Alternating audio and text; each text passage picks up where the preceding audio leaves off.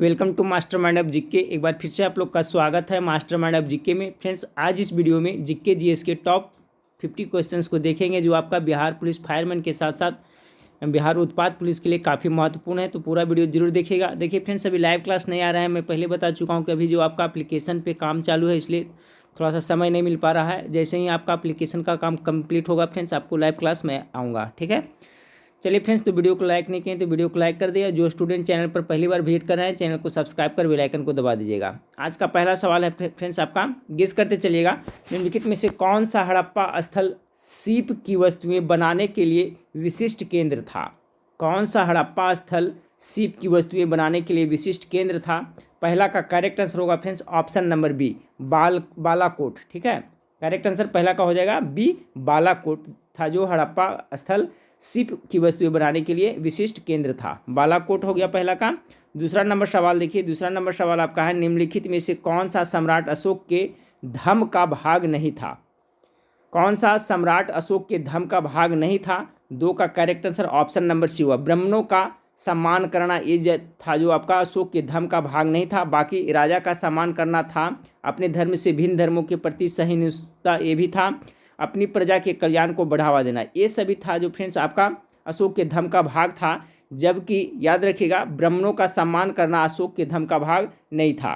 तीसरा नंबर सवाल देखें, धन विधेयक भारत के संविधान के किस अनुच्छेद में परिभाषित किया गया है? तीन का करेक्ट आंसर हो जाएगा फ्रेंड्स आपका, गेस करिए। ऑप्शन नंबर बी, अनुच्छेद 110 इसका करेक्ट आंसर होगा। चौथा नंबर सवाल आपका है, विश्व बैंक समूह के किस निकाय का भारत सदस्य नहीं है? विश्व बैंक समूह के कौन सा निकाय है जिसका भारत सदस्य नहीं है? तो चार का करेक्ट आंसर होगा ऑप्शन नंबर डी, निवेश विवादों के निपटारे हेतु अंतर्राष्ट्रीय केंद्र जिसे ICS कहते हैं, इसका सदस्य भारत नहीं है। बाकी निवेश वित्त निगम का है, अंतर्राष्ट्रीय विकास संघ IDA का है, अंतर्राष्ट्रीय पुनर्निर्माण और विकास बैंक IBRD का सदस्य है, जबकि आपका ICS का सदस्य नहीं है। 5 नंबर सवाल को देखिए। 5 नंबर सवाल आपका है, जुलाई 2021 में केंद्र सरकार में निम्नलिखित में से कौन सा नया मंत्रालय बनाया है? 5 का जो करेक्ट आंसर होगा फ्रेंड्स ऑप्शन नंबर ए, सहकारिता मंत्रालय बनाया है। ठीक है, 5 का correct answer option number A हो जाएगा। जुलाई 2021 में केंद्र सरकार ने कौन सा मंत्रालय का बनाया है? तो सहकारिता मंत्रालय इसका करेक्ट आंसर हो जाएगा।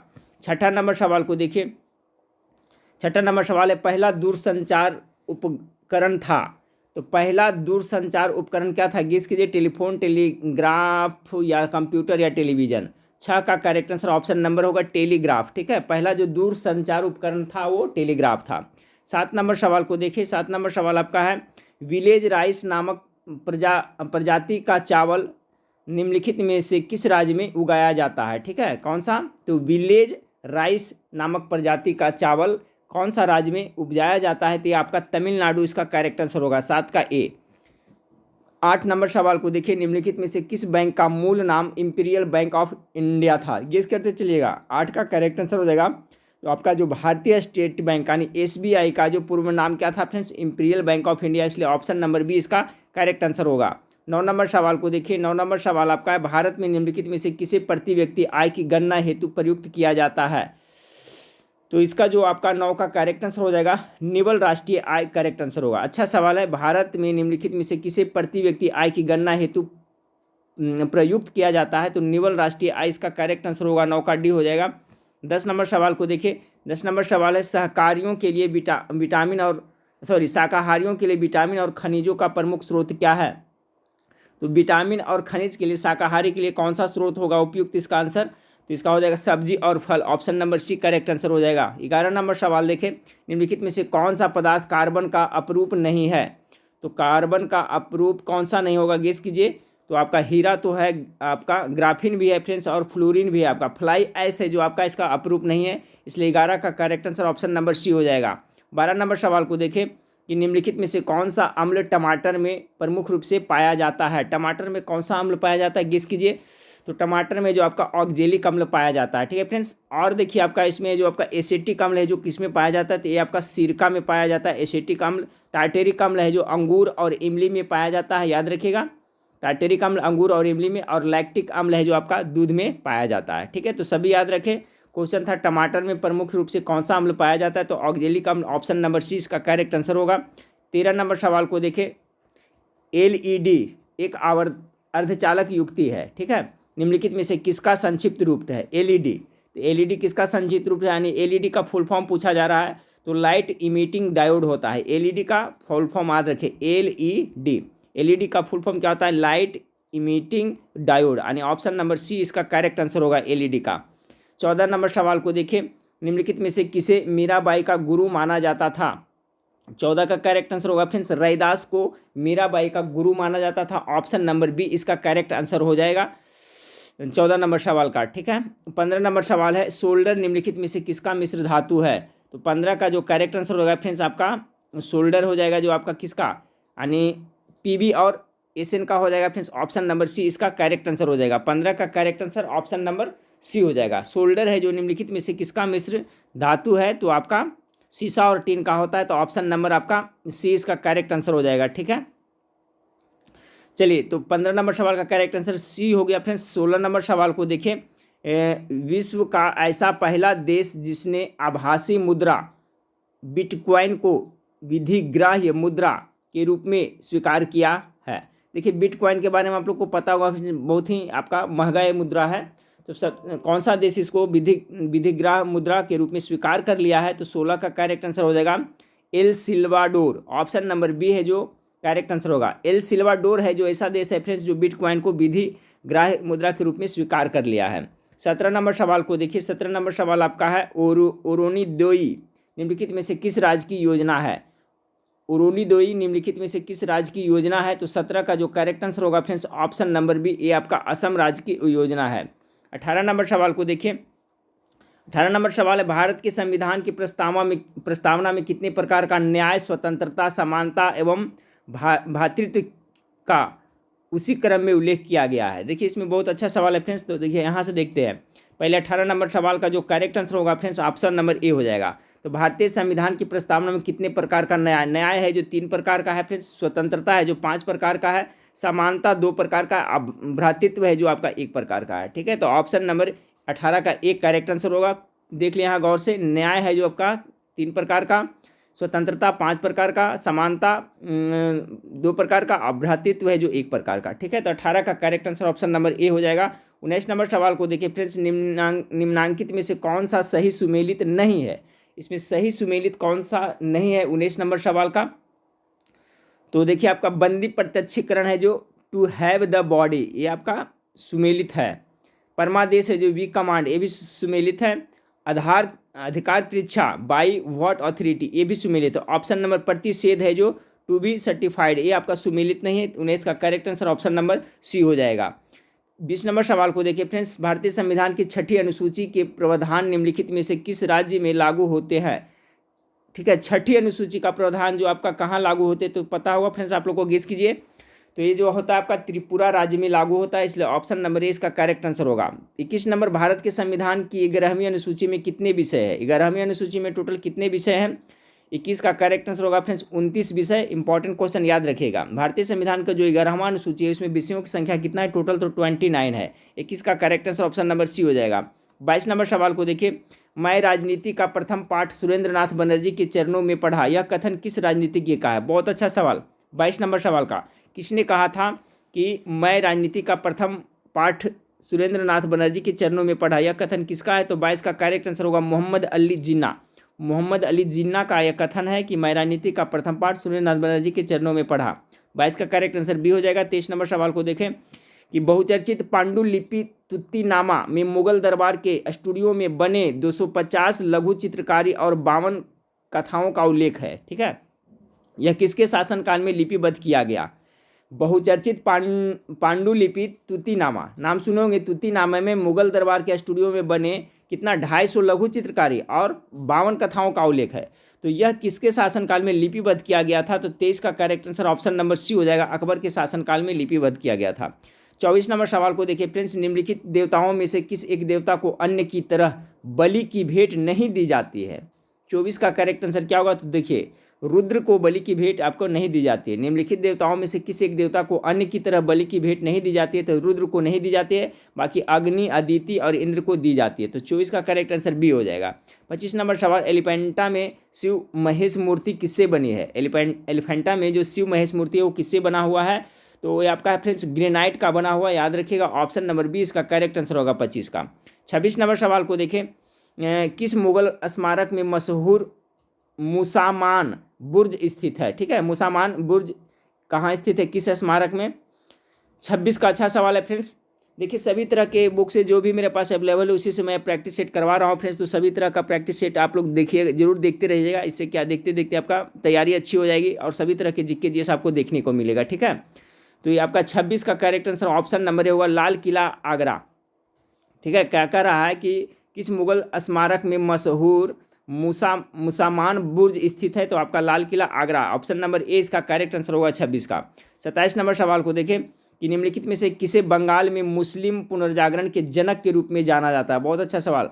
बंगाल में मुस्लिम पुनर्जागरण के जनक के रूप में किसे जाना जाता है? तो 27 का हो जाएगा फ्रेंड्स, नवाब अब्दुल लतीफ़ खान को जाना जाता है। ऑप्शन नंबर 20 27 का करेक्ट आंसर होगा। भारत में पुनर्जागरण का जनक किसे कहा जाता है? तो राजा राम मोहन राय को कहा जाता है। उसी तरह से बंगाल में नवाब अब्दुल लतीफ़ खान को कहा जाता है। 28 नंबर सवाल को देखिए। 28 नंबर सवाल आपका है, निम्नलिखित में से कौन सा मुगल शासक का गलत अनुक्रम है? ठीक है, इसमें से एक गलत अनुक्रम है, बाकी सब आपका सही है।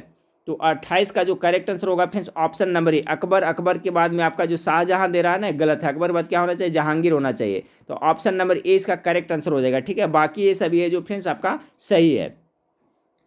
पुनः एक बार सुन लें कि कौन सा मुगल शासकों का गलत अनुक्रम है। तो ऑप्शन नंबर ए इसका करेक्ट आंसर, क्योंकि अकबर के बाद में जहांगीर का शासन काल आया था, यहाँ पर शाहजहां था, तो यही आपका गलत है। 28 का एक करेक्ट आंसर हो जाएगा, ये आपका गलत है। 29 नंबर सवाल को देखिए, जियारत शब्द का निम्नलिखित में से सही अर्थ क्या होता है? चलिए, जियारत का नाम सुने होंगे फ्रेंड्स। ठीक है, एक तिजारत होता है। तिजारत मतलब क्या होता है फ्रेंड्स?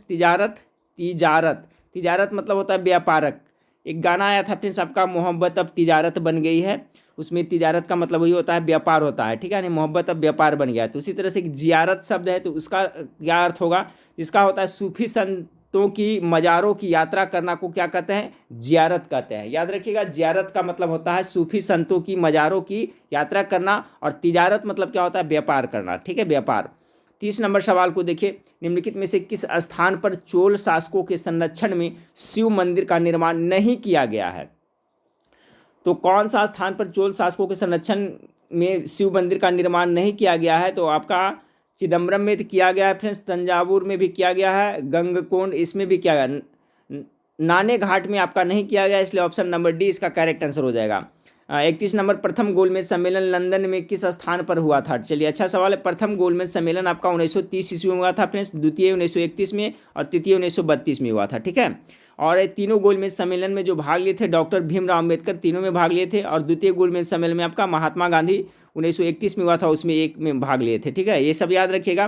तो कह रहा है कि प्रथम गोलमेज सम्मेलन लंदन में हुआ था, तो कौन सा स्थान पर हुआ था? तो ये आपका जेम्स पैलेस में हुआ था। 31 का करेक्ट आंसर डी। अच्छा सवाल है, प्रथम गोलमेज सम्मेलन लंदन में जेम्स पैलेस में आयोजित किया गया था, ऑप्शन नंबर डी इसका करेक्ट आंसर होगा। 32 नंबर सवाल आपका फ्रेंड्स, ऋग्वेद में ध्यानकृत शब्द का प्रयोग हुआ है। 32 का, ऋग्वेद में ध्यानकृत शब्द का प्रयोग हुआ है, तो 32 का जो करेक्ट आंसर होगा फ्रेंड्स किसके लिए? तो आपका आसाने वालों के लिए। ठीक है, आसाने वालों के लिए, ऑप्शन नंबर ए इसका करेक्ट आंसर होगा। ऋग्वेद में जो ध्यानकृत है, तो इसका जो करेक्ट आंसर होगा आसाने वालों के लिए, 32 का ए हो जाएगा। 33 नंबर सवाल को देखिए, दादर नगर हवेली और दमन दीव नामक केंद्र शासित राज्यों का आपस में कब विलय किया गया? ये बहुत ही इंपॉर्टेंट सवाल है फ्रेंड्स एग्जाम की दृष्टिकोण से। देखिए, दादर नगर हवेली और दमन दीव क्या पहले दो केंद्र शासित प्रदेश थे, तो अभी इसका विलय कर दिया गया था। कब किया गया? यही कारण है कि फ्रेंड्स अभी अगर जो देखा जाए तो पूरे भारत में कितना 8 केंद्र शासित प्रदेश हैं और 28 राज्य है। सभी याद रखिएगा, राज्यों की संख्या 28 है और केंद्र शासित प्रदेश की संख्या कितना हो गया? 8। पहले कितना था फ्रेंड्स केंद्र शासित प्रदेशों की संख्या? आप लोग को पता है। तो अब जम्मू कश्मीर एक बना फ्रेंड्स, तो याद रखिएगा 28 राज्य है और 8 केंद्र शासित प्रदेश है वर्तमान में। तो देखिए इसका जो दोनों को जोड़ दिया गया। ठीक है, नहीं जोड़ता तब केंद्र शासित प्रदेश की संख्या के 9 रहती।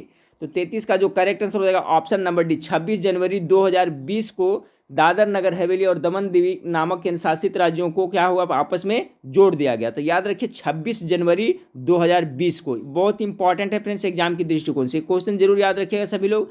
26 जनवरी 2020। 34 नंबर सवाल को देखें, भारतीय संविधान के पंचवर्षीय योजनाओं को किस देश के संविधान से लिया गया है? ये भी इंपॉर्टेंट क्वेश्चन है। तो देखिए पंचवर्षीय योजना है जो कहाँ से लिया गया फ्रेंड्स, तो आपको रसिया के संविधान से लिया गया। ऑप्शन नंबर डी इसका करेक्ट आंसर हो जाएगा। ठीक है, ऑस्ट्रेलिया से समवर्ती सूची लिया गया है, अमेरिका से बहुत सारा लिया गया फ्रेंड्स, जैसे मौलिक अधिकार हो गया, राष्ट्रपति का पद, उपराष्ट्रपति का पद, सर्वोच्च न्यायालय, उच्च न्यायालय, ये सब अमेरिका से लिया गया है। रसिया से लिया गया है फ्रेंड्स आपका ये आपका पंचवर्षीय योजना, और साथ साथ में आपका मौलिक कर्तव्य है जो आपका रूस की संविधान से ही लिया गया, ये भी याद रखिएगा। तो 34 का करेक्ट आंसर डी हो जाएगा। पंचवर्षीय योजनाओं को किस देश से ग्रहण किया गया, तो रसिया के रूस के संविधान से। ऑप्शन नंबर डी 34 का करेक्ट आंसर हो जाएगा। 35 नंबर सवाल को देखिए, भारतीय संविधान सभा की अंतिम बैठक कब हुई थी। ठीक है, और प्रथम बैठक कब हुई थी, इसका जवाब आप लोग हमें कमेंट करके बताइएगा कमेंट सेक्शन में। ठीक है, तो 35 का हो जाएगा फ्रेंड्स, भारतीय संविधान सभा की जो अंतिम बैठक हुई थी 24 जनवरी 1950 ईस्वी की हुई थी। और आप लोग को बताना है फ्रेंड्स कि भारतीय संविधान सभा की प्रथम बैठक कब हुआ था, वो हमें कमेंट करके आप लोग बताइएगा। अंतिम बैठक याद रखिए 24 जनवरी 1950 को हुई थी। 36 नंबर सवाल को देखिए, IMD प्रतिस्पर्धात्मकता सूचकांक 2021 में भारत की रैंक कौन सी रही है, तो 36 का करेक्ट आंसर होगा आपका 43वां रैंक रहा। ऑप्शन नंबर डी इसका करेक्ट आंसर हो जाएगा। 47 नंबर सवाल को देखें, वायरस पासपोर्ट किस देश ने अपने नागरिकों को जारी करना प्रारंभ किया है। वायरस पासपोर्ट नाम याद रहेगा फ्रेंड्स आपको, तो देखिए आपका कौन वायरस फैलाया था आपका कोविड-19 वाला, इस तरह से भी याद रखिए। तो चाइना, तो चाइना है जो इसका करेक्ट आंसर होगा। वायरस पासपोर्ट किस देश ने अपने नागरिकों को जारी करना प्रारंभ कर दिया है, तो चाइना ने कर दिया है। 37 का ए हो जाएगा। 38 नंबर सवाल को देखिए फ्रेंड्स, 38 नंबर सवाल आपका है, प्रोजेक्ट 751 यानी 751 का संबंध निम्न में से किससे। ये भी बहुत इंपॉर्टेंट सवाल है, बहुत ज़्यादा इंपॉर्टेंट। 38 का तो देखिए, प्रोजेक्ट आपका जो 751 है फ्रेंड्स, वो भारतीय नौसेना के 6 अत्याधुनिक पनडुब्बियां सन 2022 तक उपलब्ध कराए जाने से है। इंपॉर्टेंट है फ्रेंड्स, याद रखिएगा। प्रोजेक्ट 751 क्या है, तो भारतीय नौसेना को 6 अत्याधुनिक पनडुब्बियों सन 2022 तक उपलब्ध कराए जाने के संबंध में है। चलिए 39 नंबर सवाल को देखिए। 39 नंबर सवाल आपका है, निम्नलिखित में से कौन सा तेल शोधन कारखाना रिफाइनरी असम में स्थित नहीं है। इसमें से 3 है जो असम में स्थित है फ्रेंड्स, एक है जो आपका वहाँ नहीं स्थित है। तो 39 का करेक्ट आंसर क्या हो जाएगा फ्रेंड्स आपका, डिगबोई तो वहाँ है, बुगई गाँव भी वहाँ है, नुमालीगढ़ भी आपका है जो आपका असम में है, तातीपा का है जो आपका असम में नहीं है। इसलिए करेक्ट आंसर 39 का ऑप्शन नंबर ए हो जाएगा। चलिए 40 नंबर सवाल को देखिए। 40 नंबर सवाल, निम्नलिखित में से किस ग्रह का घनत्व सर्वाधिक है। देखिए डेंसिटी के बारे में करा, सबसे ज़्यादा घनत्व है जो सबसे अधिक किस ग्रह का है फ्रेंड्स, तो देखिए अपना जो पृथ्वी है ना, इसका डेंसिटी सबसे अधिक है। ऑप्शन नंबर डी इसका करेक्ट आंसर होगा। ठीक है, तो घनत्व में सबसे अधिक कौन सा है, तो आपका पृथ्वी ग्रह है। 40 का करेक्ट आंसर डी हो जाएगा। 41 नंबर सवाल को देखिए, प्राकृतिक वनस्पति जो भारत के अधिकतम भौगोलिक क्षेत्रों पर आच्छादित है वह क्या है। देखिए जो भी प्रैक्टिस सेट करवा रहा हूँ 50 पर, ये अच्छा है फ्रेंड्स आपका, जो बिल्कुल सिलेबस के अनुसार है। तो इस टाइप का क्वेश्चन आपका फायरमैन उत्पाद पुलिस में पूछा जा सकता है। तो प्रत्येक दिन मैं इससे भी एक प्रैक्टिस सेट कराता रहूँगा फ्रेंड्स, और का फुल प्रैक्टिस सेट भी बीच बीच में आप लोग को प्रोवाइड करा रहा हूँ। 41 का हो जाएगा फ्रेंड्स, उष्णकटिबंधीय पर्णपाती वन। देखिए प्राकृतिक वनस्पति जो भारत के अधिकतम भौगोलिक क्षेत्र पर, तो भारत में जो सबसे ज़्यादा वन पाए जाते हैं किस तरह का, तो आपका उष्णकटिबंधीय पर्णपाती वन पाए जाते हैं। इसलिए 41 का correct answer option number A हो जाएगा। 42 नंबर सवाल है फ्रेंड्स, ब्यास नदी जो हिमाचल और पंजाब से होकर बहती है किस नदी से मिलती है, ब्यास नदी। तो 42 का correct answer option number A Sutlej नदी से मिलती है। अगला सवाल 43 नंबर सवाल है, निम्नलिखित में से कौन सी नदी ब्रह्मपुत्र नदी की सहायक नदी नहीं है। तो ब्रह्मपुत्र नदी की सहायक नदी कौन है, तो महानंदा नदी है जो आपका ब्रह्मपुत्र नदी के सहायक नदी नहीं है। बाकी मानस नदी, कामेंग नदी और सुबनसिरी नदी, ये सभी है जो ब्रह्मपुत्र की सहायक नदी है। महानंदा नदी है जो आपका ब्रह्मपुत्र नदी की सहायक नदी नहीं है। ऑप्शन नंबर सी इसका करेक्ट आंसर हो जाएगा। 44 नंबर सवाल देखिए, निम्नलिखित में से कौन सी लघु प्लेट नहीं है। लघु प्लेट इसमें से कौन नहीं है, 44 का करेक्ट आंसर होगा आपका आर्कटिक प्लेट है जो आपका लघु प्लेट नहीं है। बाकी नजाका प्लेट, कोकोस प्लेट और कैरोलाइन प्लेट, ये सभी है जो आपका लघु प्लेट के अंतर्गत आता है, जबकि आर्कटिक प्लेट है जो लघु प्लेट के अंतर्गत नहीं आता है। 45 नंबर सवाल, निम्नलिखित में से कौन सा दीर्घतम अक्षांश है।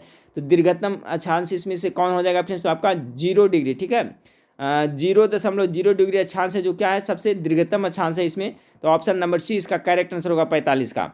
46 नंबर सवाल को देखिए, निम्नलिखित किस एक मुगल शासक ने भांग के उत्पादन, बिक्री और सार्वजनिक प्रयोग पर निषेध का अध्यादेश लागू किया था। देखिए कौन सा मुगल सम्राट था जिन्होंने भांग के उत्पादन, बिक्री, सार्वजनिक प्रयोग पर क्या प्रतिबंध, निषेध मतलब क्या, रोक लगाया था। तो 46 नंबर सवाल का जो आपका करेक्ट आंसर होगा फ्रेंड्स ऑप्शन नंबर डी, ये औरंगजेब है जो फ्रेंड्स आपका भांग के बिक्री और सार्वजनिक प्रयोग पर प्रतिबंध निषेध लगा दिया था। तो 46 का करेक्ट आंसर डी हो जाएगा। 47 नंबर सवाल को देखें, निम्नलिखित किस शासक ने इलाही प्रकार की मुद्राओं को चलाया था? इलाही मुद्रा कौन चलाया था फ्रेंड्स? 47 का गेस करिए। तो देखिए अकबर के द्वारा ही इलाही मुद्रा चलाया गया था। ऑप्शन नंबर सी इसका करेक्ट आंसर हो जाएगा। 48 नंबर सवाल को देखिए। 48 नंबर सवाल आपका है, जैन धर्म के संस्थापक कौन थे? बहुत अच्छा सवाल फ्रेंड्स, चलिए गेस कीजिए। जैन धर्म का अगर संस्थापक कहा जाए फ्रेंड्स, तो आपका सिर्फ संस्थापक कह रहा है तो आपका ऑप्शन नंबर डी ऋषभदेव हो जाएगा। लेकिन अगर यहाँ पर पूछ देता फ्रेंड्स वास्तविक संस्थापक किसे माना जाता है, तो वास्तविक रहेगा तो आपका महावीर स्वामी हो जाएगा। ठीक है, महावीर स्वामी जो आपका चौथे तीर्थंकर थे, यही है जो जैन धर्म का वास्तविक संस्थापक माने जाते हैं। लेकिन सिर्फ संस्थापक रहेगा तो जैन धर्म के प्रथम तीर्थंकर ऋषभदेव थे। ठीक है फ्रेंड्स, याद रखिएगा। पार्श्वनाथ थे जो आपका 23वें तीर्थंकर थे, ये भी याद रखिएगा, पूछा था कभी कभी कि जैन धर्म के 23वें तीर्थंकर कौन थे? तो पार्श्वनाथ थे। और 24वें आपका महावीर स्वामी थे। चलिए फ्रेंड्स 49 नंबर सवाल को देख लेते हैं कि रामानुजाचार्य किससे संबंधित है। चलिए 49 का तो देखिए विशिष्टाद्वैत से संबंधित है, इसलिए ऑप्शन नंबर आपका सी इसका करेक्ट आंसर होगा। आज का लास्ट सवाल, निम्नलिखित में से किसका संबंध सूफीवाद से नहीं है? तो सूफीवाद से किसका संबंध नहीं है? तो देखिए आपका खानखा, शेख और समा का तो है फ्रेंड्स, आपका ये है जो उलेमा का है जो संबंध सूफीवाद से नहीं है। ठीक है फ्रेंड्स, तो अभी हम लोग ने 50 प्रश्न देखा फ्रेंड्स। इसी तरह से आप लोग प्रैक्टिस सेट करते रहिए, स्टडी कंटिन्यू रखें फ्रेंड्स, डेली पढ़ते रहिए तो कुछ ना कुछ सीखने को जरूर मिलेगा। तो चलिए फ्रेंड्स नेक्स्ट वीडियो में मिलते हैं। देखने के लिए थैंक यू, धन्यवाद। और फ्रेंड्स मैं बता रहा था कि आप लोग जीके मास्टरमाइंड पर भी जाके प्रैक्टिस सेट करिए, क्योंकि वहाँ पर बहुत सारा प्रैक्टिस सेट है। तो जो स्टूडेंट नहीं जानते हैं वेबसाइट का मेरा नाम, वो जीके मास्टरमाइंड गूगल में सर्च करें और वहाँ पर जाएं। जीके मास्टरमाइंड सर्च करिएगा तो उसमें सभी आपका फायरमैन का हो जाएगा फ्रेंड्स, कंप्यूटर का, जीके सभी तरह का, हिंदी का प्रैक्टिस सेट बहुत सारा है। तो वहाँ पर सभी का आंसर छुपाया हुआ रहता है, वहाँ पर आपको पढ़ने में पता चलेगा कि आपकी तैयारी कैसी है। ठीक है, सभी का आंसर हाइड किया हुआ रहता है, जब आंसर देखना चाहेंगे तभी देख सकते हैं। तो जीके मास्टरमाइंड आप लोग जरूर तैयारी करें, जाकर करके गूगल में जाएं और जीके मास्टरमाइंड आप सर्च करिएगा तो मेरा वेबसाइट आपका आ जाएगा। ठीक है, वहाँ पर जाकर के प्रैक्टिस आप लोग जरूर करिएगा फ्रेंड्स। और एप्लीकेशन अभी बन रहा है फ्रेंड्स, एप्लीकेशन में सारा मटेरियल जब प्रोवाइड करा दिया जाएगा तो फिर आप लोग के लिए मैं पब्लिश कर दूंगा फ्री ऑफ कॉस्ट। उस पर आप लोग अच्छी तरह से तैयारी कर सकते हैं। चलिए फ्रेंड्स, तो नेक्स्ट वीडियो में फिर मिलते हैं।